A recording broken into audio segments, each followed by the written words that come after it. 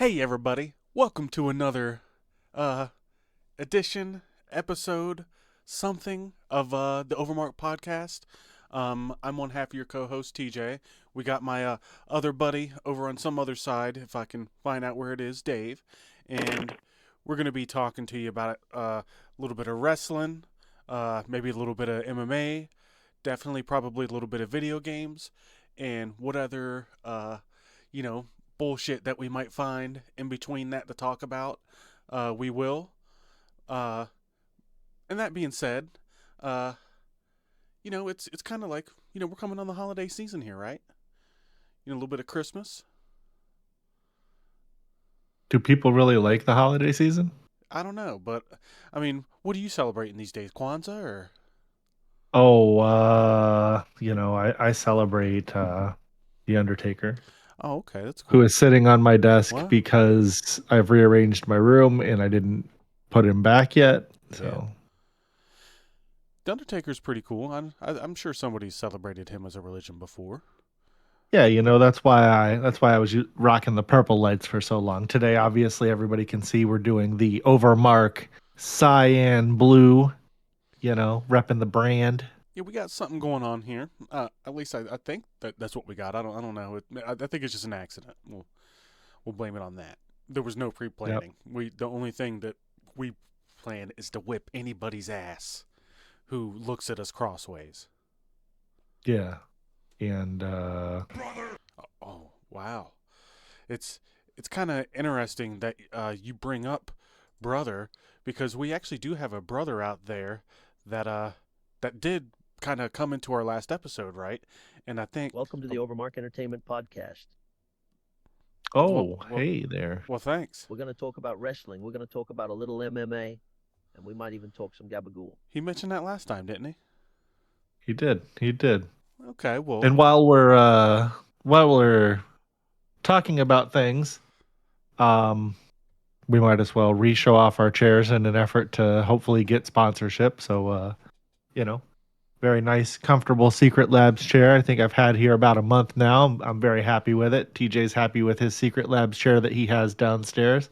How happy are you with that chair that you got that you're sitting in there? What is that? The Razor chair? yeah, it's it's all about price point, I guess. Like how much money you're spending on something. And I think it was about 250. I spent on this, maybe 200. I can't remember. It was between that, but after So taxes. less than half of the Secret Labs chair. So for the price is per dollar, you're saying decent.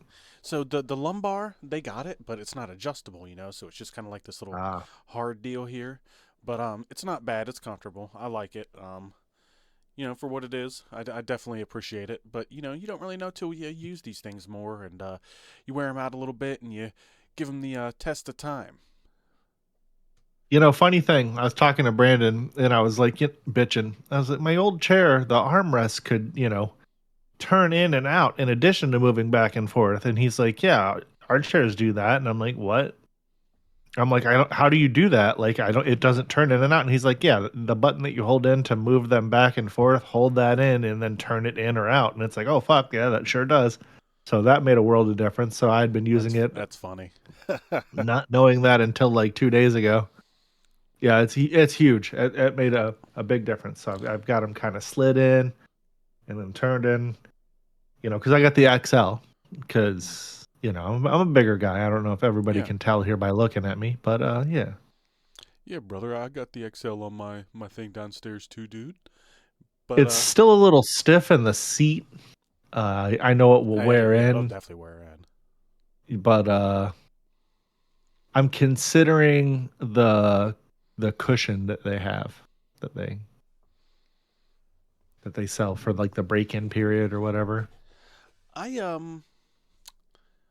I would just wear it out. It won't take you too long. Yeah, You're sitting on that thing all the time. You're a bigger guy. It'll that's be true. it'll be done in a month. I do want the leg rest. Not the recliner piece, but like the standalone ottoman leg rest piece. It's retardedly expensive and not worth $260 or whatever. You could just get some whatever other ottoman, but just it's very cool. Me and Brandon were watching the video of it the other day, and if you watched it, you would be like, "Oh yeah, I want that, but I'm not paying that price for it." So, Secret Labs, maybe this is your opportunity. You Maybe. know, a little sponsorship Could be. deal here for old TJ and I. You could send I'm us both smelling it. Ottomans. I'm Yeah, smelling it, brother. and we'll I can taste it, dude. we'll let everybody know how good they are. I'm sure they're fabulous based on the video that I saw. And when TJ sees the video, he'll feel the same way. Why wouldn't I, brother? And It's a that's solid right. brand, dude. Oh, and circling back to Razer, since you got a Razer chair, I needed a new mouse pad for my new desk here because I'm using my a old Razer one. mouse pad right now. Yeah, that's what I got, the medium sized one. I'm very happy with it. It feels great. I've had mine for like 9 years, right here. Slides good. I ordered a second one to have a backup, actually, just because of how happy that I was with it.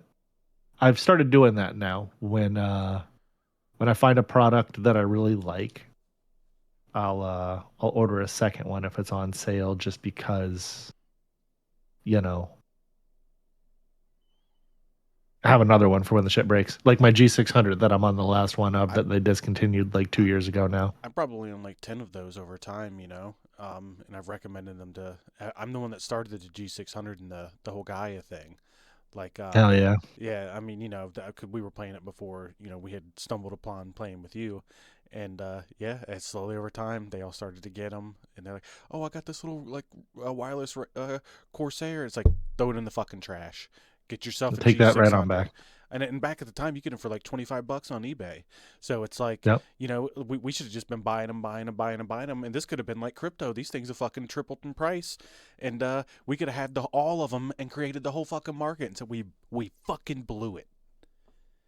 There's another Logitech if you're out there and you're watching. We would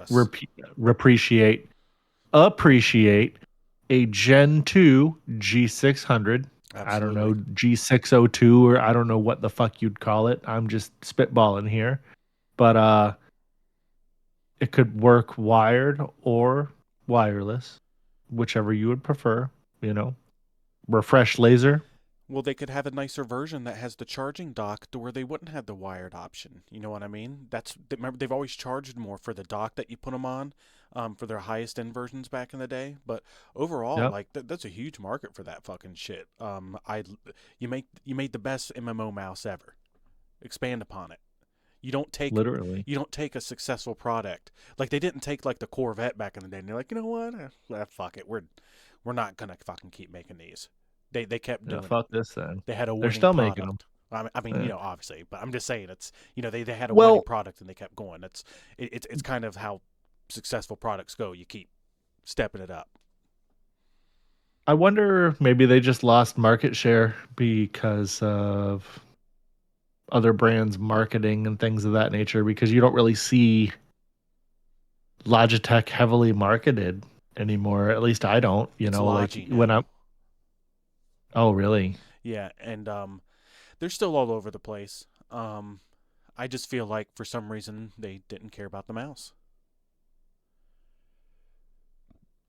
Well, they still have the Logitech G. Let's see, buy Remember one that- get one 25% off. The G502's the one with the multi mouse, but it's in like an octagon type formation, right? Let's see. I'm looking here. Look, Boy, their mouse selection is very poor. Their 5-button options are not bad.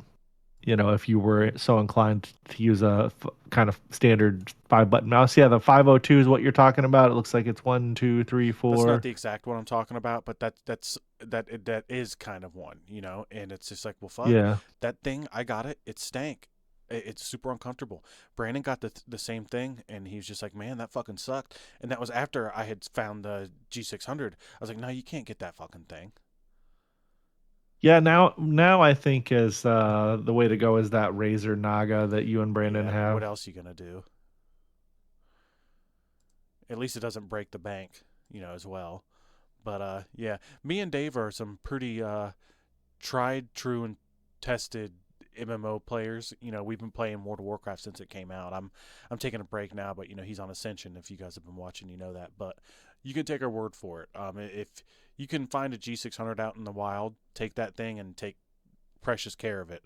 Not only will sometimes you get the luck of the draw and have one that'll last you 10 years, but they're solidly constructed. You could beat a man to death with the thing if you really wanted to get creative. And overall, it's like a Hall of Fame of mice. That thing's like right fucking up there. If there's an MMO section, it's at the top.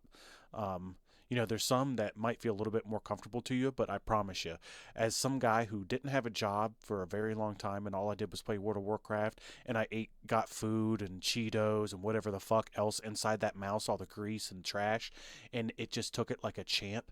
You couldn't beat it. Indestructible, weren't they? Yeah. Yeah. Man, I used my G910 keyboard for a really long time, and then 2 years ago, right when we did my build here that's to this side, we were getting ready to raid Uldor, and the keys literally just started pushing off of it. Like, I couldn't put them back on, like the little fasteners inside of the keycap had broke off, so I had to run up and buy this what is this, the K70 Pro. It's a good. And I'm pretty happy with it, if I had to pick now, I'd probably go with that Steel Series one. I can't remember the name of it, but it's really nice. I've had my K70 Pro. I got that at the same time I got this Razer mouse pad that I still have. It's 9 years. They're fucking champs, man. I got 2 of the K7 minis that are the 10 keyless keyboards. Corsair in general, just when it comes to these keyboards, their build quality is just top notch. I'm not saying anything negative about Steel Series. I'm sure they're awesome too. I've never really had a bad experience with their product, except for what are their headphones? The wireless ones? Arctis Nova Pro. The Arctis Nova Wireless Pro. I had those. I told you about my experience with those, right? Yeah. I got a big head, and over time, the little spot that connected to the cans, it started cracking on the fucking cans. I mean, I know I got a fucking semi-big head, but I've never experienced that with any other headphones before. You got to go on like Etsy, order Yeah. replacement plastics or something. I don't know. I'm not really worried about it. They actually sounded great. They were some of my favorite wireless sounding headset that I ever had. The one that I have right now, the Astro A50 2019 version, that's still, like, if you go to Artings, it's still the highest rated wireless headset that you can buy. And it's cheaper than it is cheaper than 2019 Hyper X2s right there. Yeah. Cloud 2s. And the battery life hasn't drained on mine at all. It still like holds as much as it used to. It's solid shit, and they sound amazing. I guess they sound good on the microphone.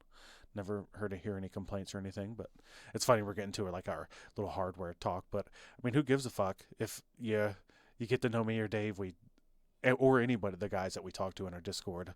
PC hardware is a general topic of what we talk about here and there, isn't it? Yeah, quite a bit. Sorry, I'm texting somebody for work real quick. You telling them, it'd be like, bring the kratom tomorrow. Oh, come on, man. Be like, I'm in a tough spot. If you give me 1 kratom tomorrow, I'll give you 2 kratom the next day. I just got to string it to the payday. But yeah, so here's a topic that I'm going to get into that I think you might like. But you remember how I used to grow mushrooms? What? You remember how I used to grow mushrooms? No.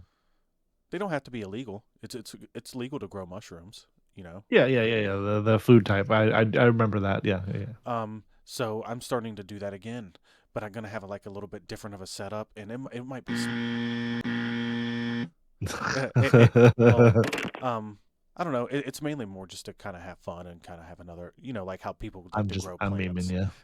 But yeah. I mean, I'm sure I'll fuck around with them that much, or maybe I won't. I don't know. But I had the stuff kind of sitting around, so I figured I might as well, and it should be fun to mess around with. I kind of have like this armoire that I'll send you pictures of it later, but I'm gonna convert it into my little like mushroom growing cabinet, and it'll be nice.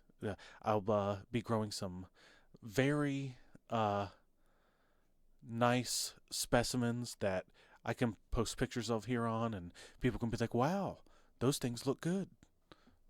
Sure, they'll go great with a steak that has a big old pat of butter put on it. Yeah. They put the compound butter on there after they pull it off of the grill, and everyone will have a good time. And Well, I'm excited wow, about we've it. been doing the show for quite a while already, and we haven't even really done the show. We're off to a great start so far. Well, let me tell you one reason I'm excited about it, because I feel like with the new setup that I have potential to keep it cleaner than ever before. So I'm very excited to see about how this setup, something that a lot of people I don't think do, I think it'll work very well. So I'll let you know and keep you updated on the results. Gonna be Our having mushroom delicious corner, brother. food dinner. It's gonna be wonderful. Yeah, I think it might be. Sauteed. I think it's a mushroom. Maybe. But yeah, so let's jump into one of them, one of these little topics that we got here, I think, and we'll see how it turns out, and you can let me know what you think about this first one, Dave. But we're way behind this on everybody else, but we got lives and jobs, so we can't jump on here right away. But Gunther versus Cena match reaction. What do you think about what people thought about this, and walk us through if this was the right thing or not? We have all the information now since it's been a while. Gunther going over was the right call. This, like we talked about the other week, this is one of those things that kind of pushes him to the next level. And then, as you saw on Monday night when he came out, the amount of heat that he had was fantastic. He didn't have to say anything other than he made John Cena tap out like a little bitch. And I mean, like, before he even said anything, they were booing him like how they used to be booing Dom. So I mean, this is great. He's gonna probably be the person that Dom eventually turns face against. So the level of boo and cheer for all of that's gonna be wonderful, I'm sure. They did right here. The fan reaction was not positive. They booed the shit out of Triple H, but it was because they had him do the goofy give up tap out finish in his whole, and every show has said this already ad nauseum. His whole career was never give up, and you have him give up in his last match. And he talked about it when he was on the show with Cody the other day doing his first interview. And he wanted it to represent like a death, like somebody being okay with going and accepting the passing or whatever. So I understand what he was trying to do, and it was a good enough ending to his career, just like his career was good enough the whole time. We're not like big Cena marks around here, but we can respect what he has done for the industry. Yeah. It wasn't just fans though. Like Jeff Jarrett was critical of it. I saw some other pros and big names in the industry that were critical of this finish. Saying that this wasn't like the old days, that times have changed. But I don't think they have. How would we? I mean, like, how would you have the ending be? You know what I'm saying? I'm not saying. Yeah, would you have him win? Is that what John like wanted how Sting? To do? I mean, John was okay with losing. I don't think we know what John wanted to do, but he has said from the get-go he doesn't care, win or lose. Yeah, and like now they have this monster heel. Like he was a heel before, but now how can you get more heat than this? The heat, it's fucking awesome. You cannot manufacture this level of heat. It's wonderful. And I get people being upset that their fan favorite didn't win. If I was like a bigger Cena fan, maybe I would be upset too. But in the end, I think you can trust that they will be going somewhere with this. Gunther will be in one of the major matches in WrestleMania. He's going to have a ton of heat behind him. And I just don't. It kind of blew me away. Like, I know what to expect these days from fans, but it just kind of blew me away that people were so upset about something that seemed so blatantly obvious that it was going to go down that way. Yeah. And then you saw what Flair said about it, right? People compared it to Sting's retirement. Yeah. Tell me about that. Well, he said that his retirement in AEW and him not losing ever worked well because no one in AEW was worth putting over.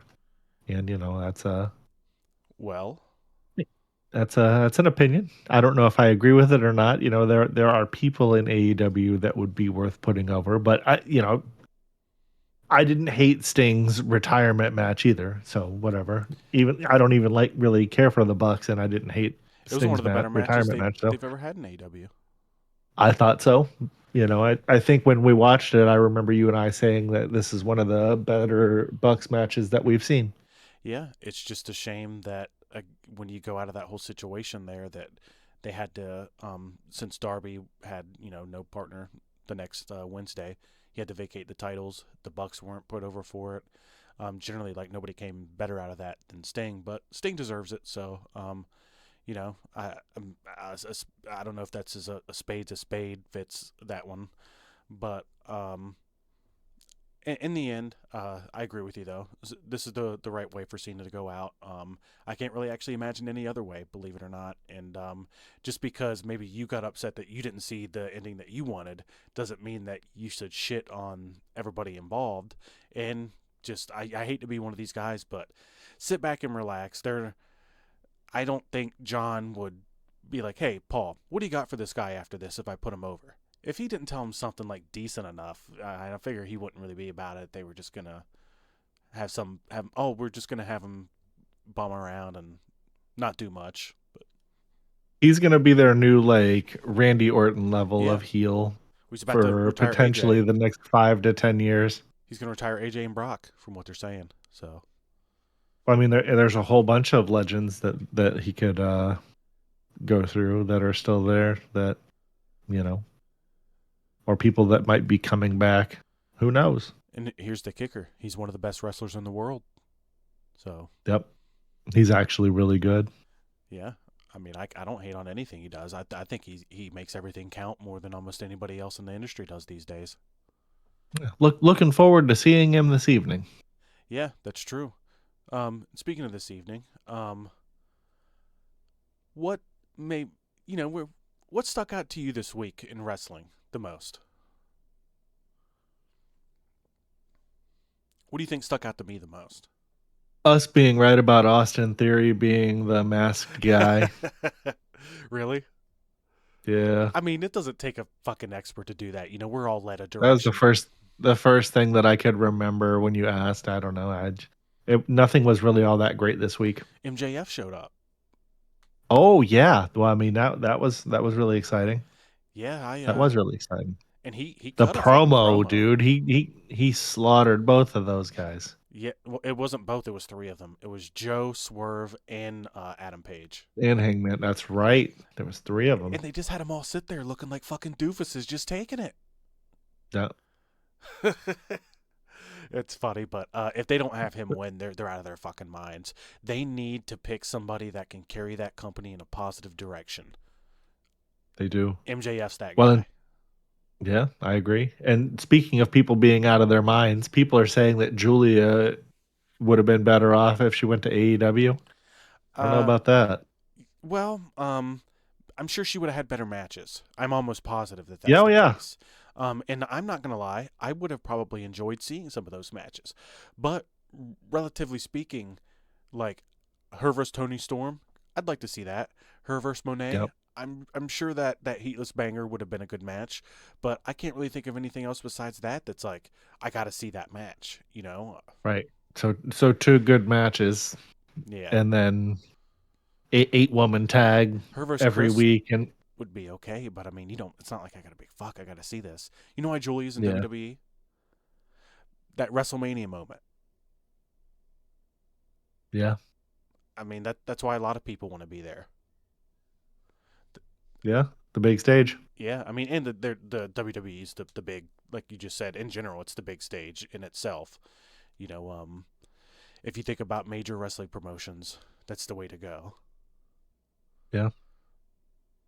But if you want to, It definitely is. Maybe she could have made more money in AEW. I mean, there's a lot of people that they are taking that and they are making more money with AEW, at least up front. But who knows? Maybe we're just spreading some rumors because it's all bullshit, huh? Yeah. Well, this bullshit is bullshit. But you know what isn't bullshit? Well,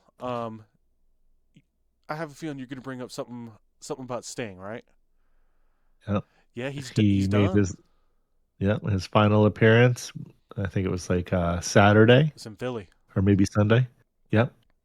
His final appearance in full Sting makeup. So TJ got to see him earlier this year.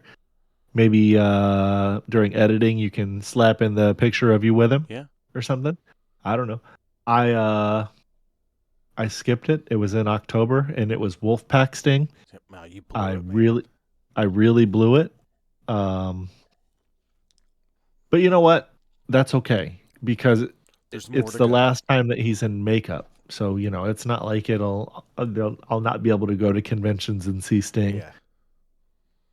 Well, now I got to get him without the makeup one time. Yep. Yeah, see, I'll get him without the makeup and then I'll have that on, yeah. Yeah, but before we move on real quick, speaking of AEW, and I don't want to hit you with a rant and put you to sleep here because I'm perfectly capable of going on about this shit for like 12 hours. I mean, I'm already ready to go to sleep, so I mean, don't help me. But yeah, so the Continental Classic. Maybe I'll just ask you some questions. That way, we'll keep it a back and forth thing here. But what do you think works better? A typical elimination tournament where you lose one match and you're gone, or this Continental Classic where you have to build up points and you kind of have to maybe lose to make it so the obvious winner it isn't going to happen right away. You have to have everybody at similar points instead of one Screw guy all this standing wrestling out. crap. I just want to get a little slice of my gabagool. But no, sorry. But what do you think is more effective? I prefer the standard elimination tournament style that every tournament of any sort of reputable reputation, I don't know, This does. isn't Yeah. Japan. So that being said, though, when you have talent that you've been building up for over a year now, and they finally started to get over, and it seems like they're taking it serious, similar like Kyle Fletcher, and then you have them losing multiple matches to people, like somebody like Mike Bailey. Do you think that helps them long term in their presentation and ability to stand out from the crowd and seem like a star? No, because you're having him lose matches that he shouldn't lose for no real reason. You're not telling a story. You're not advancing any character building for the most part. It's just a meaningless tournament that only means something to the person that wins it and nothing to any of the other people that are involved most of the time. So on what you just said, how you said that it's a meaningless tournament and it doesn't mean anything to anybody but the winner. What have they done with the winner, Okada, with that belt and all the shit and the confusing merging of the titles? How important has been the winner of that tournament the past 2 years been to Okada's? Not very. Now that you mention it, I feel like it has been mostly an afterthought. So in the end, would it be safe to describe kind of a pointless tournament? Um, Not really getting anybody over. There are some good matches that are happening, but overall, this isn't structured to put anybody over. And in the end, this is probably another big part of why they can't seem to get ahead. Yep.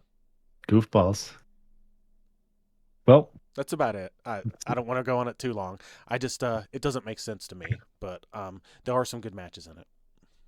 before we move on, a couple episodes ago, we promised everybody Radioactive Larry from Zombie Sailor Toys.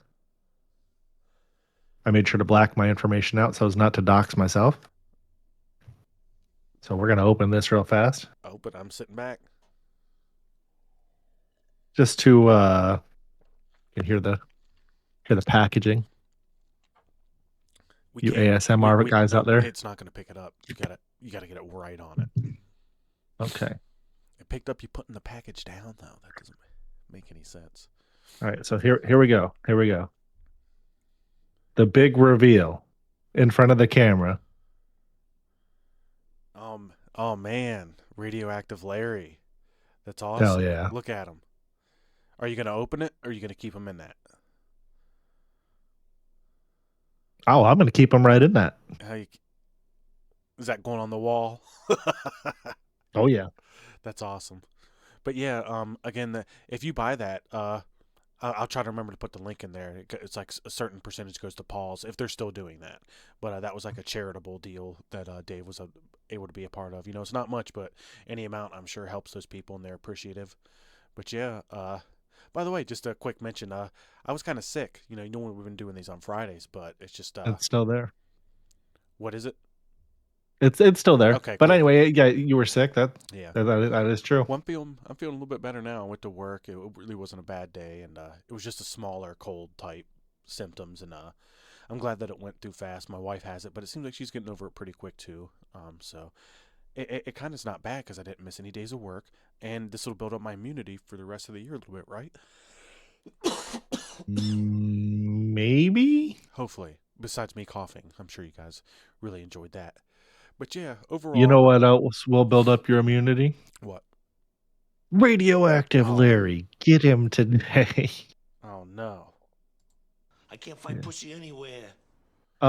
For scale, like he's it's pretty tiny. Yeah. You know what I'm saying? Like Yeah.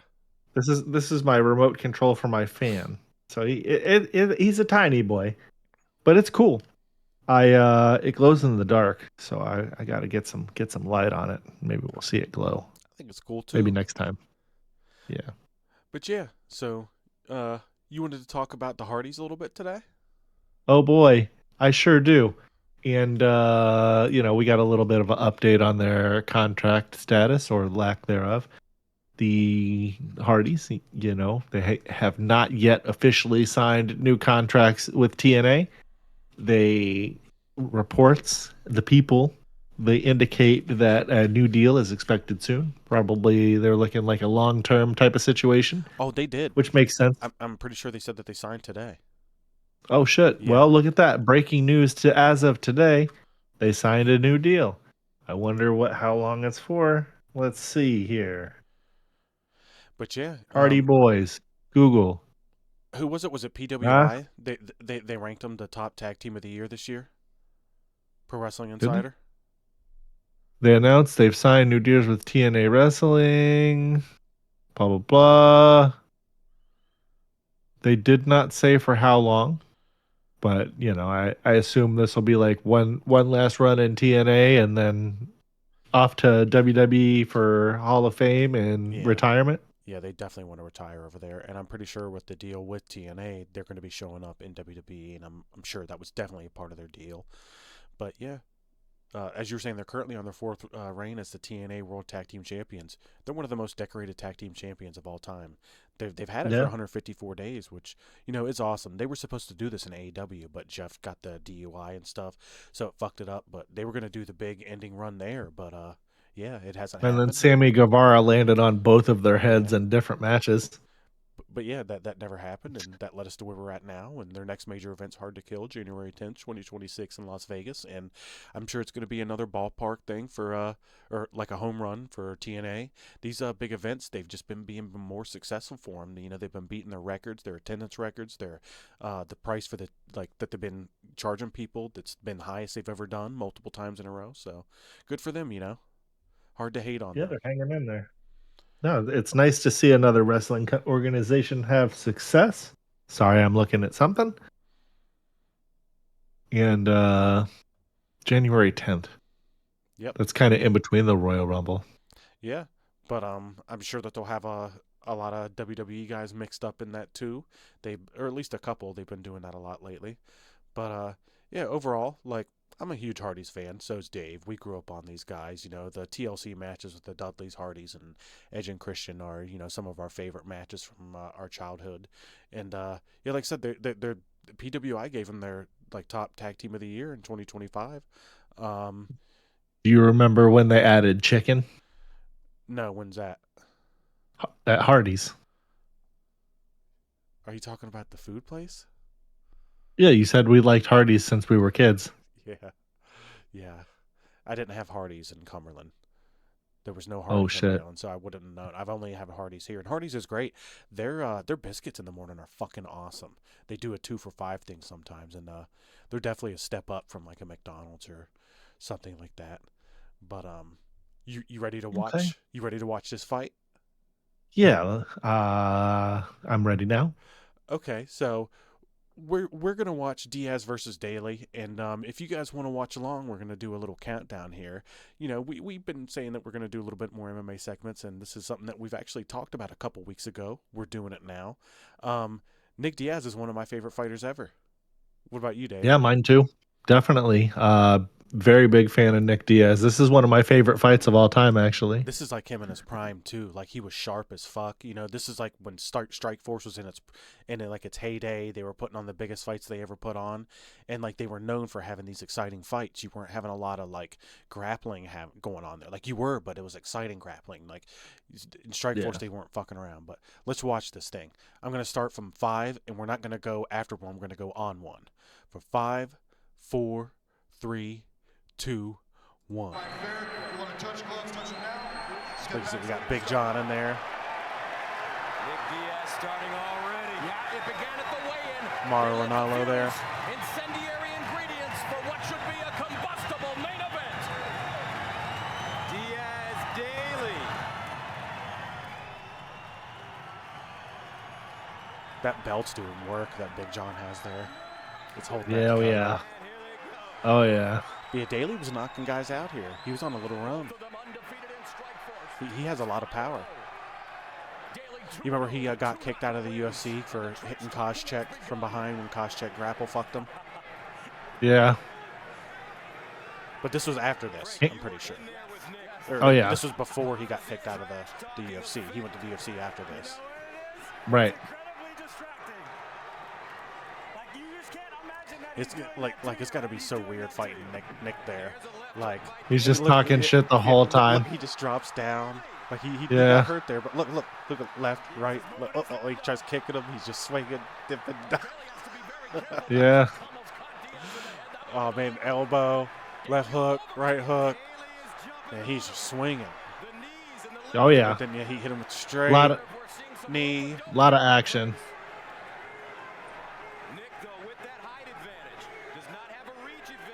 He's rolling with a lot of the punches though, really well. Yeah. The Diaz brothers usually spend the first round finding their range. Not unlike a lot of fighters. Good leg kick there. Testing that lead leg. Straight right hand, missing for Daly. Nick's plodding. Normally in stand-up, a combination puncher, Frank Shamrock. Yeah, right now he's just trying to get Daly to swing and expose himself. Give him the reach. That's good there. Little Oh, yeah. punch combo. I like how he goes to the body as well. Get some good knees in here. That's the thing. This is where I thought Nick Diaz should be hanging out against Paul Daly. Put him in the cage, beat him up. Elbows, short punches off the cage. That was good there. Body. Yeah. Oh, combo. Oh, putting it on him.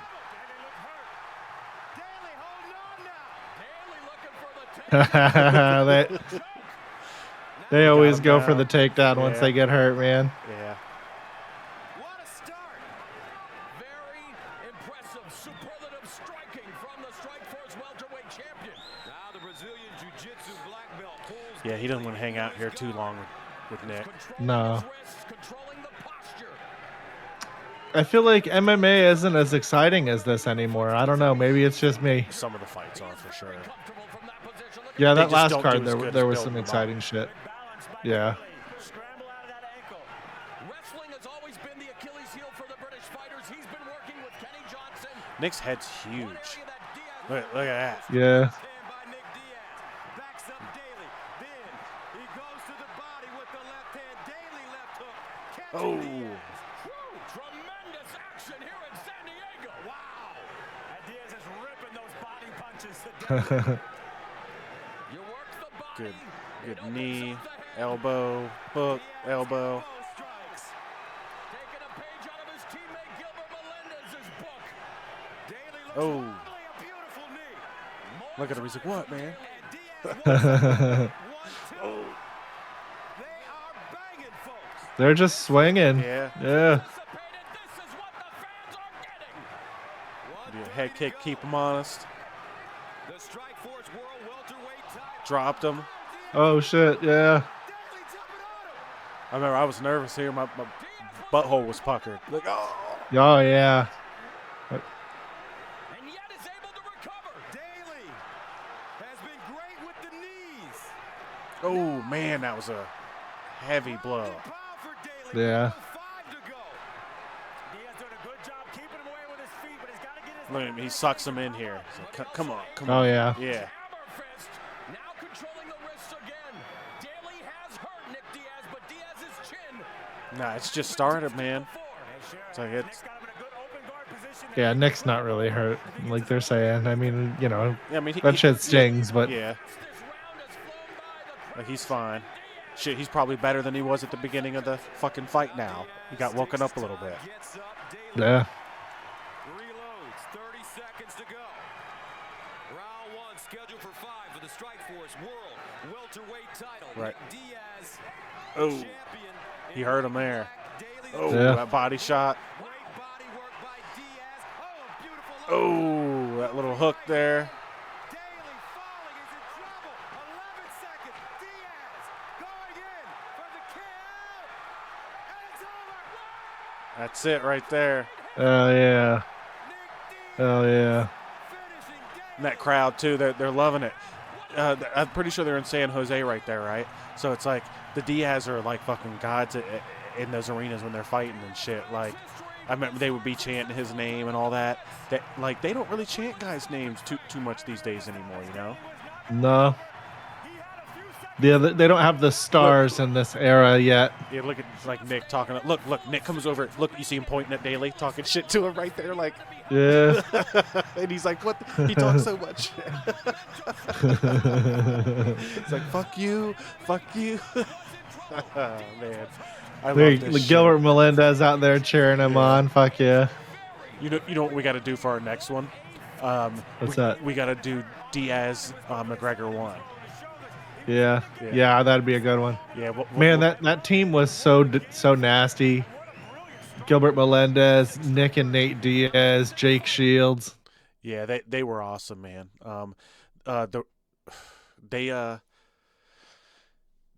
They would fight you in the street, fight you in the cage whenever they were Literally. down. Yeah, like Yeah. yeah, it's like don't fuck with them because they're probably all gonna jump you or throw cans of drinks at you or waters or something's gonna happen. And like, you know, it's not professional. I get that, but it's entertaining. You know, it sells fights.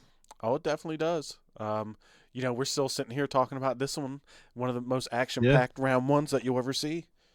14 years later, yeah. Yeah, I mean, I love it, and man, if you, like I said, if you guys haven't seen it, Strikeforce, Daly versus Diaz, and if you have, if you check this out, look at more Nick Diaz's fights. We're about to be covering MMA a little bit more in the new year, so this will be maybe a little bit more kind of shit that you might be seeing, but overall, love it. Diaz is the man, both of them. Yeah, that fight from the UFC the other day is what reminded us about this. Yeah, 100%, because they were beating the shit out of each other. Dude, yeah, that was very entertaining. That was one of the better new age. When I say better, I don't mean in terms of technique. I just mean in terms of like watching a fight and being entertained. Those dudes were just, you know, going ham. Absolutely. There are still fights like that here and there, though. I'll try to point them out to you a little bit more, so you're not missing out, because you know I'm got a little bit more of an eye on that kind of shit. But yeah, man, I'm glad we watched that. That fight always makes me smile a little bit, and you know, we got some topics that we're going to talk about, and I'm sure that we're not going to get into to all of these things, and I'm going to work my way from the bottom up. That way we can just stop talking about shit whenever we want. But let's talk about Joshua versus Paul real quick, because I feel like that's the big thing. So we can, you know, kind of just get that right out of the fucking way. But it was 6th round, right? Or was it 7th round KO? It was the 6th round. He dropped you him know, 4 times, I'm pretty sure. Oh yeah. He hit him so hard so many times that Jake Paul forgot the rules and was trying to do takedowns and like 4 or 5 times, and they took points from him. Um, man, to his credit, he stood in there, across the ring from him and everything, and even Joshua gave him credit after the fight. But man, he beat the shit out of him, dude. Like this, people got what they wanted to see. I feel like, He did better than I expected. he did. He did. Did you see the hit where he broke his jaw? Like, Yeah. you see the still frames from it. Like, he's coming in and he's got a big old shit-eating grin, and fucking Yep. Jake Paul looks terrified, dude. Like, he knows it's about to be the end. And It didn't knock like him out, though. He was still up. No. Like, he was like, wow. So he's got a chin on him. yeah, to his credit, he was out there throwing bombs and didn't get knocked out. So, there is that. Yeah, he was just fighting a guy that was a foot higher than him, way more experienced, a heavyweight championship boxer at the highest level. Maybe fight guys that are your size, and I think he'll find plenty of success, maybe at a championship level one day. But I have a feeling that we're going to see what he's doing now, and he's going to replicate that in MMA. So he's going to be like fighting like, older MMA guys. And I wouldn't mind seeing him transition over to that and do a little bit of that. Yeah, some of those MMA guys will probably, I mean, he's big, so Yeah. there is that. he's athletic too. I'm sure he's been training takedowns the whole time as well. Why wouldn't he? If this is the game, Why else would he be defaulting to try to do takedowns after he's been punched a bunch? Yeah. He's trained it. Yeah, he's definitely still got a lot of money on the table. I don't know if it's true, but I read that he said that he retired. But I mean, you can't believe anything that's Nah, he going he on didn't there, say. Yeah, I don't think he said that. he made a shit ton of money. I don't have the exact Oh, a figures, ton. but Joshua, probably the biggest payday that he's ever made. I don't know that for a fact, but overall, I don't know how you can really hate on Jake Paul. I mean, I know he's a goof, but he's making a shit ton of money, and he's created a venue for himself to be able to do it, and just good for him. I think it's awesome that he fought a top guy and lost. He'll learn from it if he does keep boxing. I think he lost. You learn more from your losses, they say, right? That's true. But yeah, You know who else made and drew a ton of money? who's that? Larry. Hell yeah, he did. Fuck. Sorry. No, I'll you're stop. good. Do that as much as you want. But yeah, overall, I didn't watch too many of the other fights. I watched Anderson Silva knock out Tyron Woodley. Did you see that? Yeah. 50 years old. Yeah. He knocked him out with a little uppercut. That's badass. It is. It's cool that Anderson is still kicking. Well, they're going to try to get him versus Chris Weidman now. Man, he don't need to be fighting Weidman. It's unlucky for him to fight Weidman. We'll see. They're definitely going to do it. Man, that second fight when his leg broke, that was the most horrific thing I've ever seen while watching MMA. You know what happened to Weidman like 5 fights later in his career, right? Yep. He shattered his leg too, kicking somebody. Uriah Hall, I think. Oh, Uriah Hall. He's entertaining, or can be sometimes. Yeah, I think he just kind of had a mental block going. But overall, we don't watch boxing too much, but when a fight of this magnitude happened, I mean, it was probably one of the most watched combat sporting events of all time because it's on Netflix. Yeah, we watched the Tyson. That's true. I'm saying, you were kind of combat sports guy, and all this stuff fits in with wrestling and entertainment. So, we like to check it out. We keep up on this kind of stuff, and it's the kind of shit that we like to talk about. And I mean, when I was a kid, was like Mike Tyson's heyday. I remember going to my dad's on the weekend and watching Mike Tyson knock dudes out with my dad. When I was a kid, people that were named Mike were the best at everything. Like Michael Jordan, Tyson, Michael Jackson. Like all the most successful people were. Who was the other one? And then Tiger Woods.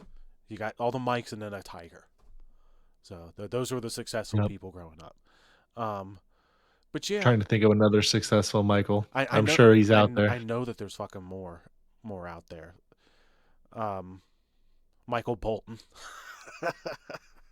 Mike Rotunda. Michael You know? Buffer, the best announcer Yep. of all time. And there's- Well, Howard Finkel. no, not wrestling. Like when it comes to boxing, let's get ready to rumble. He is the most Yeah. successful announcer Yeah. of all time. I mean, that catchphrase is more popular than like any It is. I like Bruce better, but Bruce, but Michael is more iconic. 100%. You know, Bruce is Michael's manager. I did not know that. He's the guy Good that for managed him. him the whole time back in the day. And then He's making a ton of money.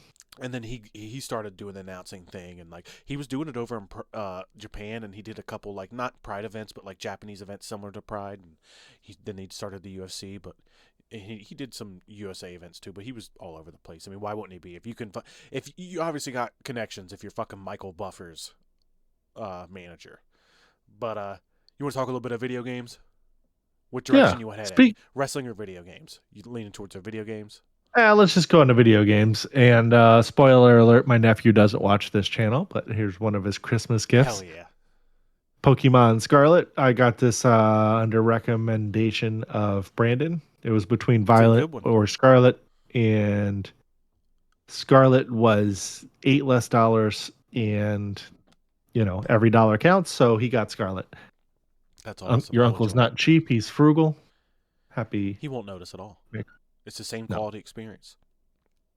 And if he's really that upset about it, you can get him the other one next Christmas. How about that? That's right. Or you know what? Poor guy. His birthday is in December, so it's he gets screwed. Yeah, it's at the beginning of December at least. It's usually like ends up being the first or second weekend. Actually, it's the 26th. I'm pretty sure. And then Nick, my buddy Nick, you met him. His is Christmas, the 25th. So he always gotten fucked there. I think except everybody by his grandmother. Oh wow, his That his grandma would like give him money every fucking month to make up for it because she felt like he was getting fucked or something. I think from what I remember, but who knows if I remember correctly. And I'm gonna jump into a little bit of a Channel 3 video game talk that we got going on here where we talk about some of our favorite video game topics that might be gracing the land of video gaming. Here in this topic, I'm going to maybe talk about a little bit of year-end shit.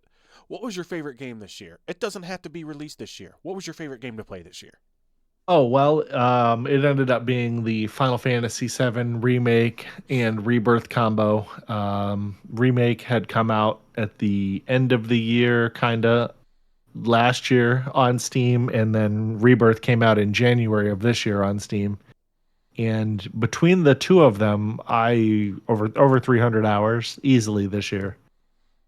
Man, I can't say enough good things about it. And when it is finally a more reasonable price, I know you like to buy them when they're a little bit I'll get it eventually. less expensive.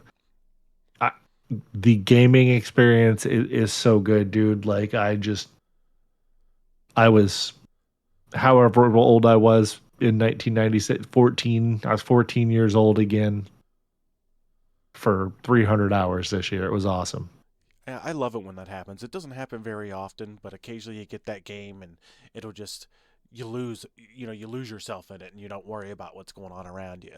That's when you know that you're back and you're in like that same headspace as you were as a kid, no problems.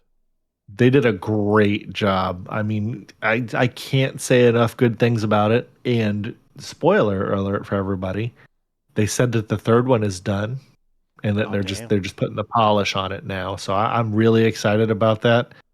Even more excited about that, I have heard that this is going to be a multi-platform release as opposed to cool. Where it just came out on PlayStation at first for like that first year or whatever, and then everybody on like Steam and Xbox had to wait until the following year. So I think it's going to be like just an across-the-board release, which will be awesome for Square because they will make a ton of upfront money, I'm sure. You think so? Oh, yeah. I mean, You tell me I could pre-buy it right now. I'm instantly firing up Steam and going over there and doing it. Yeah, so And I'm sure I'm not alone. it's funny, mine wasn't a game nearly that big, and it's kind of cheap that I pull this out, but I think I had more fun with Chrono Trigger than anything this year. Like, I got sucked into that for a while I was playing it. I don't know if you remember.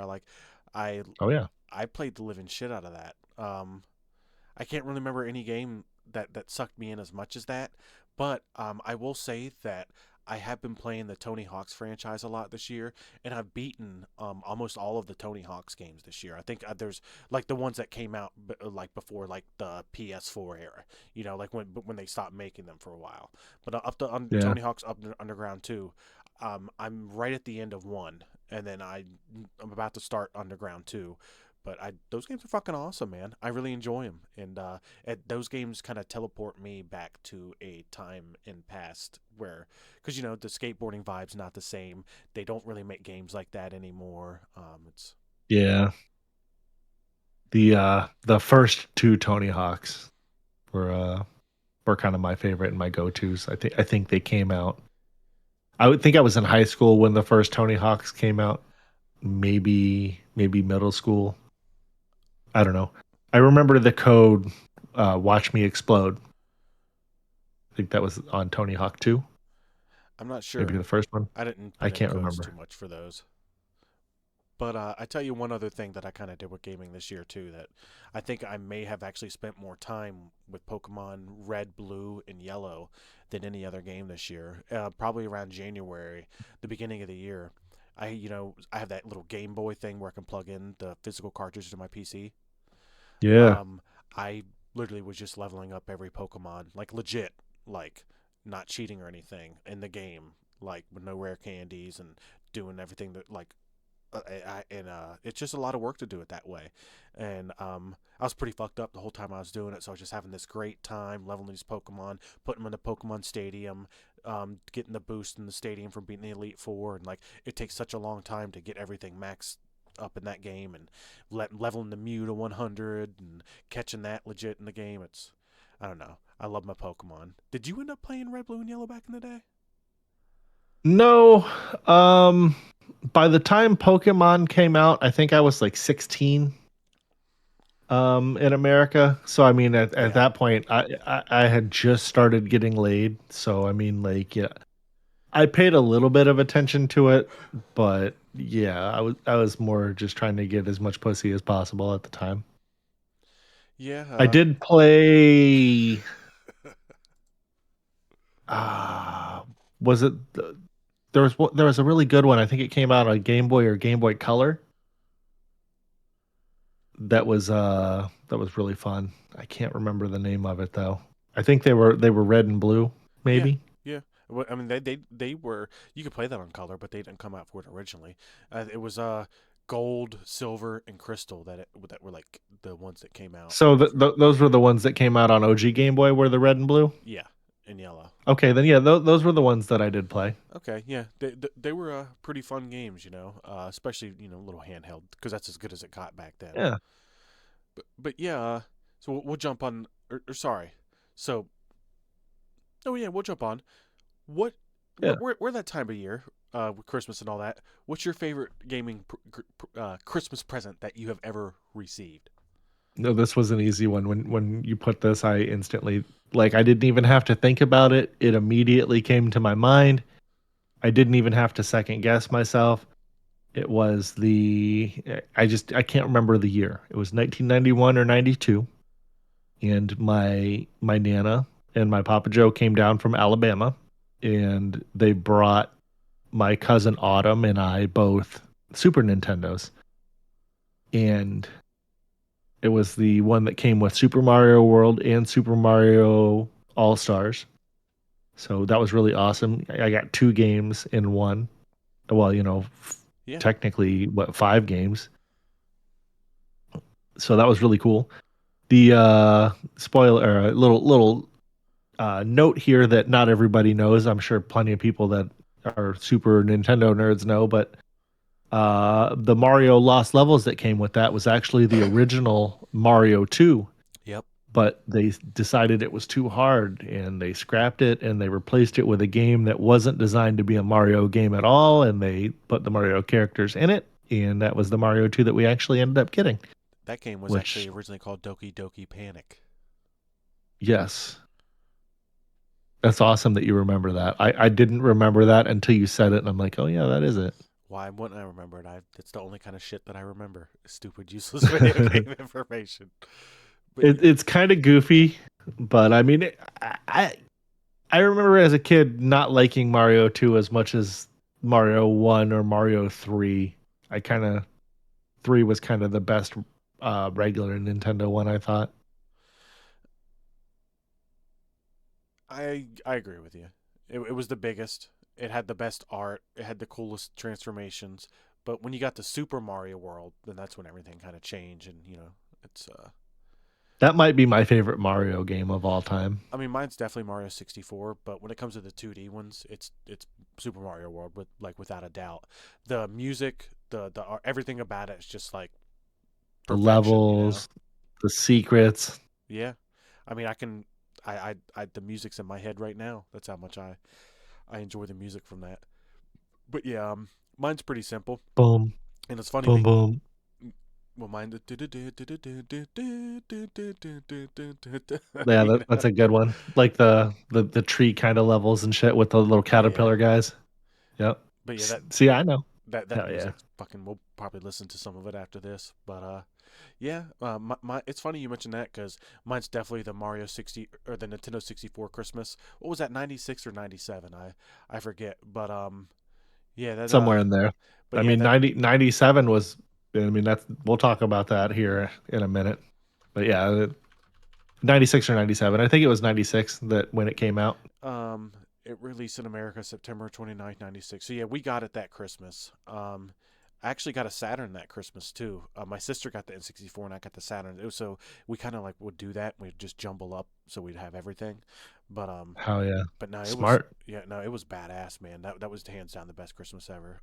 Not only because the Saturn, but that N64, man. I mean, just playing Mario 64 for the first time, it was different. It was the first 3D platformer that nailed it, So it's no need, Yeah. no need to really go on too much, but it's similar to what we just talked about with Super Mario World.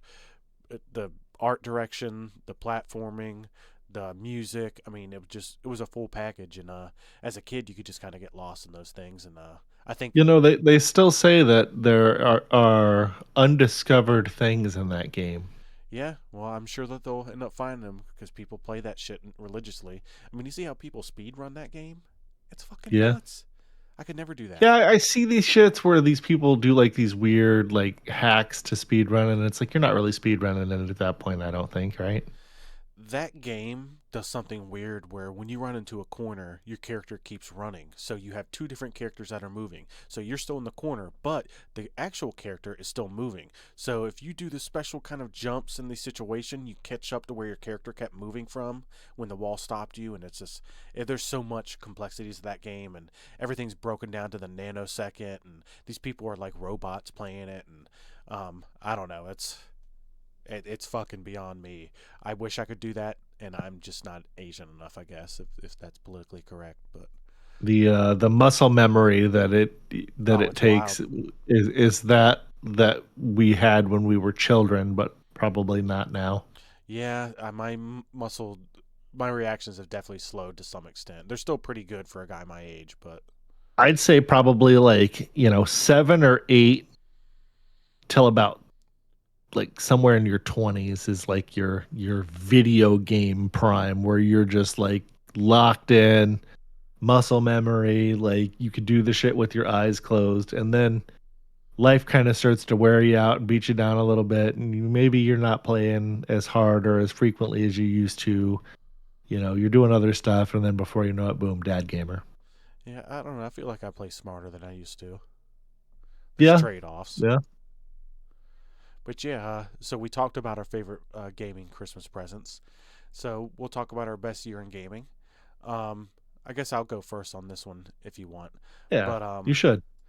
anyways, mine was definitely 2001.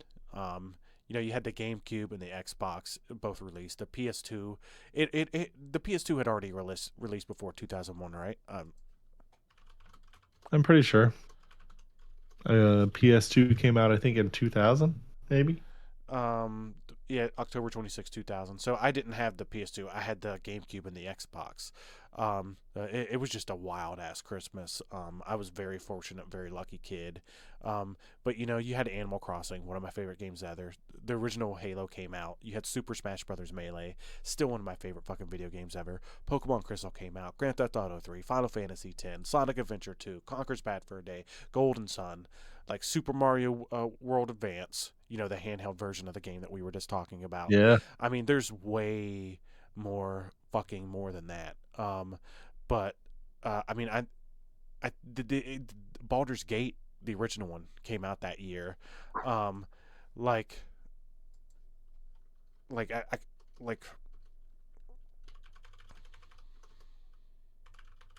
it's way more than that. Tony Hawk's Pro Skater 3, RuneScape, the original one, came out then.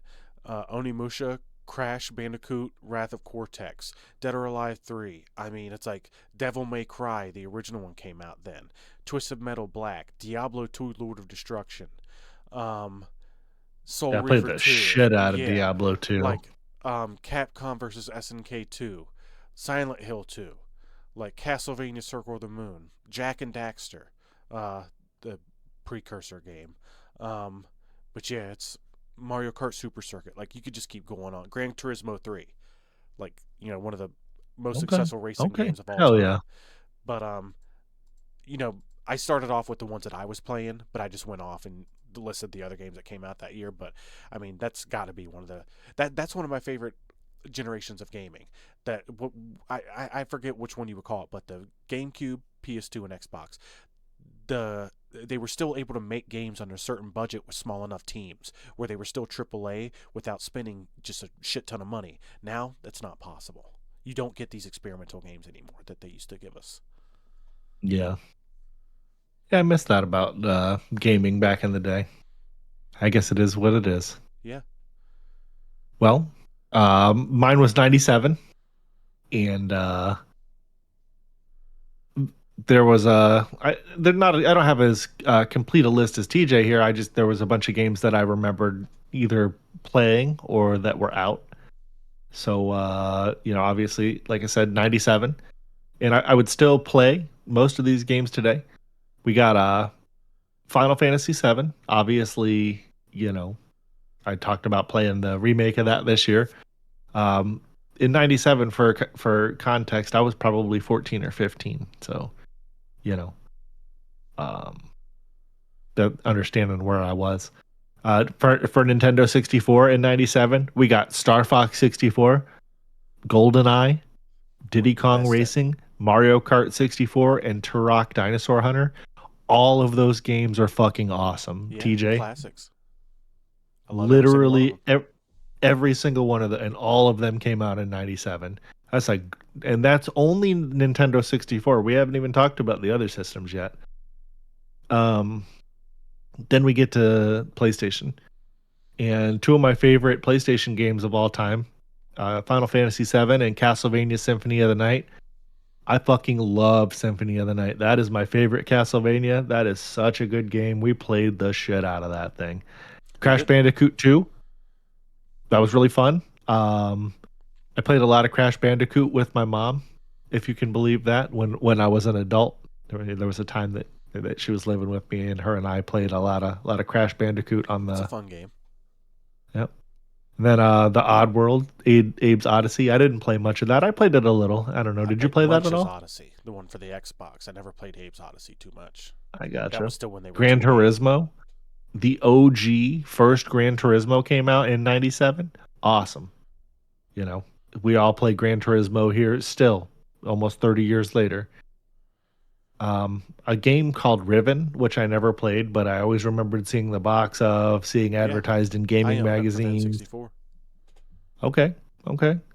And then Tomb Raider 2, which obviously everybody played the fucking shit out of Tomb Raider, and Tomb Raider 2 was no exception. Everybody was eagerly awaiting the sequel, and it delivered, I thought.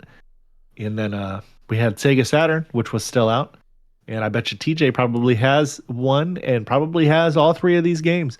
There was Fighters Mega Mix, which was a amalgamation game of a couple of different games, characters fighting each other, if I remember correctly.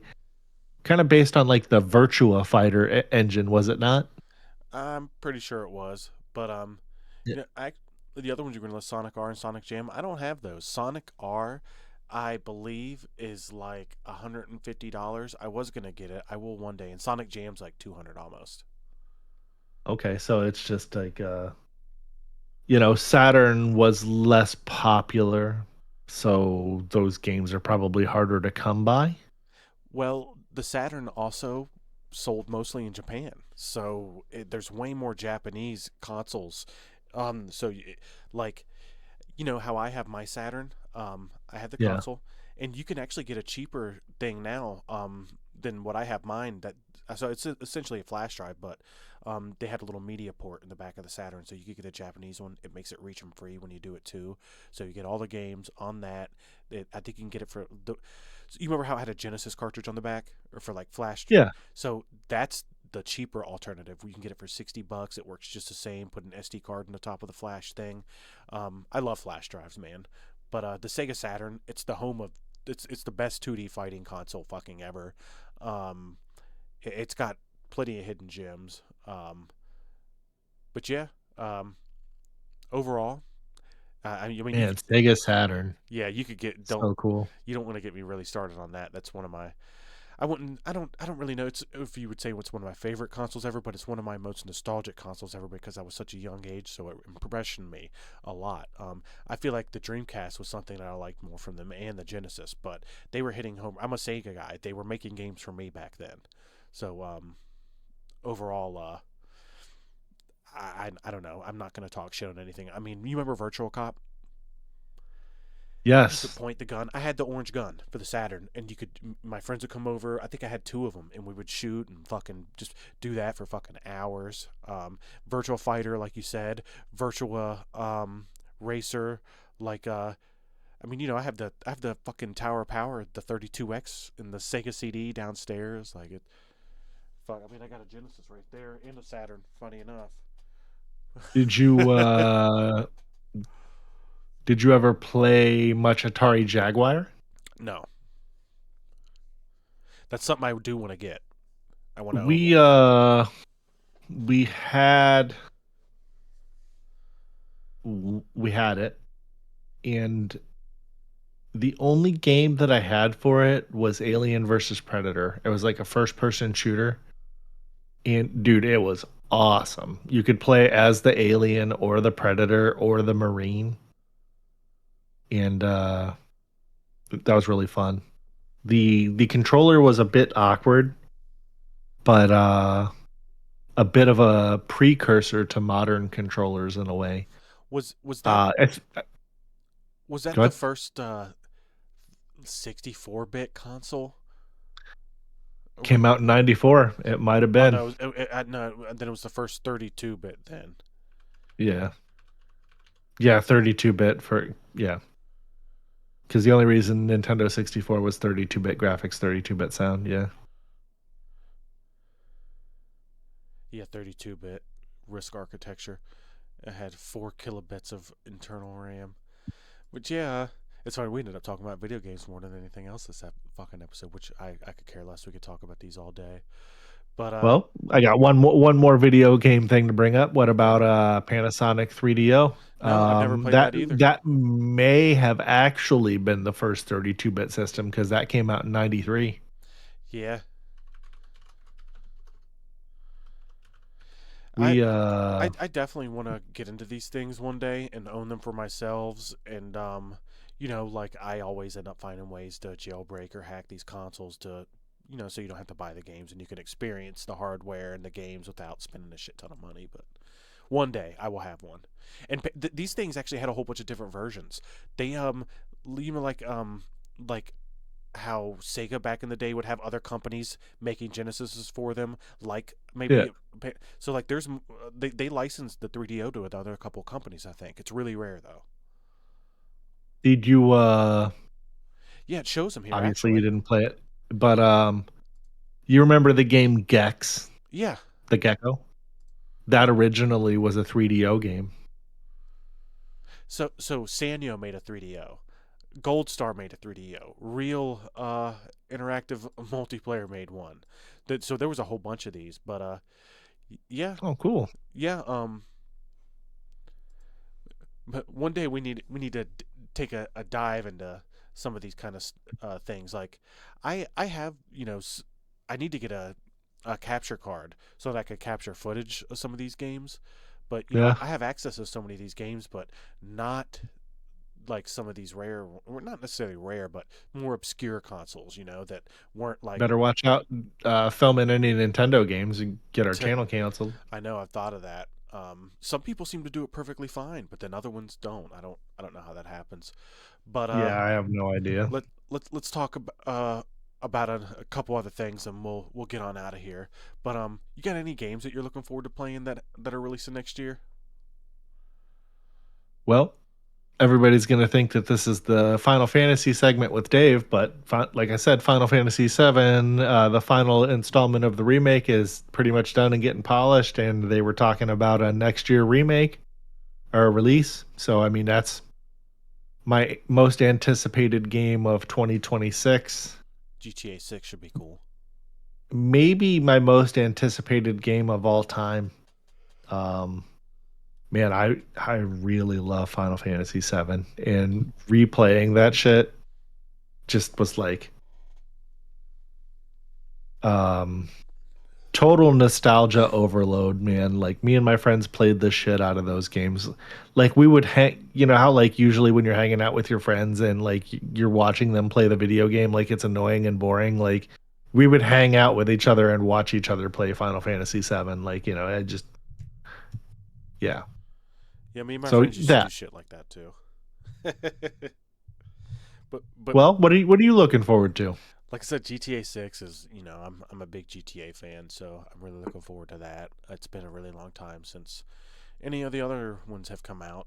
Fable, that's coming out, and that's being made by the people who make Forza Horizon, like the arcade type racer. So they always make really great games. So I'm looking forward to seeing them with that different kind of project and scope. But off the top of my head, that's all. We got a World of Warcraft Midnight. I'm not looking forward to that. I miss WoW a lot, but I don't see. I mean, I'll probably level, but I don't know. I'm kind of not hyped for this expansion. Yeah, I don't know. Like I said, I just wish we could do fucking classic without all the, I don't know the right word. Extracurricular bullshit that makes it hard. Yeah, but I guess that's not what it is. The back end management, yeah. Yeah. Well, but yeah, that's pretty much it. There's not a lot of games that are going to be coming out. I Nope. think I might try to challenge myself. Like, maybe I'm going to beat 64 and 64 games in 2026. well, or you could go with 26 in 26. Or I could go with one PS1 game. Yeah. No, I don't think it'd be that One- hard. The 64 and 64 games, because some of them are kind of short. Yeah, you probably do one a week, Yeah, maybe. 2 a week, easy. We'll see. Well, I mean, you'd have to do 2 a Yeah. week in some cases because there's 52 weeks in a year, but 56. I don't know. I went to school in Florida. I forgot. I'm not holding myself to this yet. We'll see. But Yeah. but We're not married to this like the time that we made the push up bed or anything. yeah, I definitely do. Like, I'm always sitting here talking about trying to play more retro games and do other stuff. I don't know. We'll see. We're just running around in circles. You want to get on out of here? Yep. Make sure you go like, comment, and subscribe on all of our videos and all that crap. Follow us everywhere at OverMark ENT. TJ, thanks for the fun show. We're gonna get out of here and go watch Raw. And I got to get some dinner. Yeah. I ate earlier. What did I eat? Taco Bell. That's right. They're fucking completely ruining their menu come next month. So I'm getting. Oh, no. Yeah, they're getting like their value menus they're taking like one item off all of them and charging the same, and They're removing a couple really good, like the loaded beef nachos. I told you that they're getting rid of the nachos Bel Grande combo. So now you can only order it separately, and then they're removing the value nachos off the menu, so you're fucked, and you can only have to buy the nachos Bel Grande, which is going to cost like $7.85 now. But That's not great. well, maybe we'll go over some fast food shit or some stuff one day. But I'm gonna sign off. I will be talking to you here in a couple minutes, Dave. I'm gonna put this on the flash drive, go downstairs, toss her on YouTube, make that thumbnail, and then it'll be up to the masses. I'm gonna hit you guys with my exit this week. So see you later. Watch this. I'm gonna disappear. Oh man, It's magic. Through all this wrestling crap, I just want to get a little slice of my gabagool. well, I guess he's gonna get a nice slice of his gabagool. We're going to talk about wrestling. We're going to talk about a little MMA, and we might even talk some gabagool. That's it. You got a duck, man. I can still see the top of your head. There you go. All right, we're out of here, guys. Have a good night. Say bye, Dave. We're out of here. Bye, Dave.